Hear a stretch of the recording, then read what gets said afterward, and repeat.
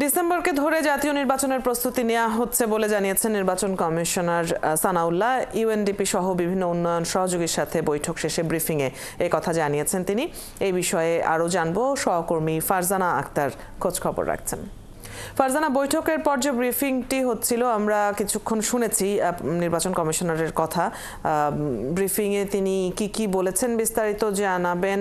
আর এই যে ডিসেম্বরকে ধরে জাতীয় নির্বাচনের প্রস্তুতি নেওয়া হচ্ছে, এই প্রস্তুতি কি ধরনের, কিংবা এখানে উন্নয়ন সহযোগীরা কি ধরনের সহযোগিতার আশ্বাস দিয়েছেন, এই বিষয়গুলো তিনি জানিয়েছেন কিনা?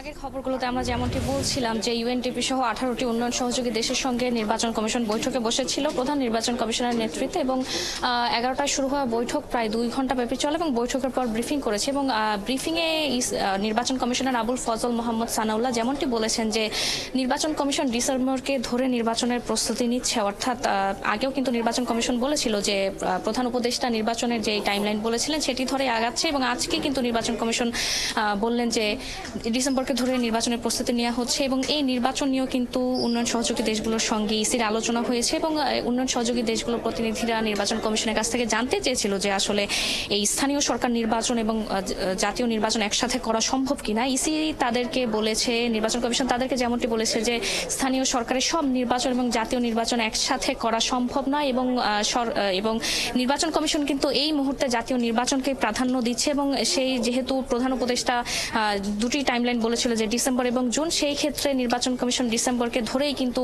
নির্বাচনের প্রস্তুতি নিচ্ছে। এবং আমরা যেমনটি দেখেছি যে ইতোমধ্যে নির্বাচন কমিশন দায়িত্ব নেওয়ার পর থেকে ভোটার তালিকা হালনাগাদ থেকে শুরু করে নির্বাচনের আগে যে কাজগুলো হয়ে থাকে সেই সব কিছুর প্রস্তুতি নিচ্ছে। এবং আজ এখানে উন্নয়ন সহযোগী দেশগুলোর সাথে তারা যেমনটি আলোচনা করেছে সেটি হচ্ছে যে এই ত্রয়োদশ জাতীয় সংসদ নির্বাচনে আসলে কিভাবে নির্বাচন কমিশনকে ইউএনডিপি সহ উন্নয়ন সহযোগী দেশগুলো সহযোগিতা করতে পারে।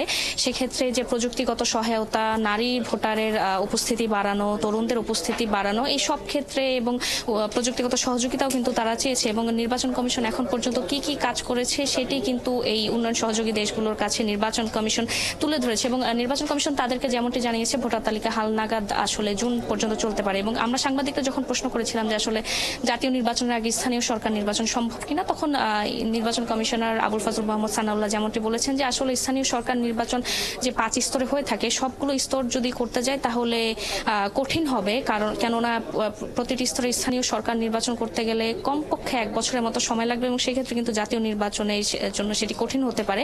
তাই নির্বাচন কমিশন এখন পর্যন্ত জাতীয় নির্বাচনকেই প্রাধান্য দিচ্ছে। তবে সরকার যদি চায়, সরকার যদি বলে ছোট করে কয়েকটি স্থানীয় সরকার নির্বাচন যদি জাতীয় সংসদ নির্বাচনের আগে করতে চায় সেক্ষেত্রে ইসি সেটি করবে, কারণ সাংবিধানিকভাবে ইসি সেটি করতে বাধ্য। তো অনেক ধন্যবাদ ফারজানা, আপনার কাছ থেকে আমরা জেনে নিচ্ছিলাম এই ব্রিফিং এ কোন বিষয়গুলো উঠে এলো। দর্শক, ইউএনডিপি সহ বিভিন্ন উন্নয়ন সহযোগীর সাথে আজকে যে বৈঠক হয়েছে নির্বাচন কমিশনের, সেই বৈঠকের বিস্তারিত সহকর্মী ফারজানা আক্তার জানিয়ে দিচ্ছিলেন এতক্ষণ।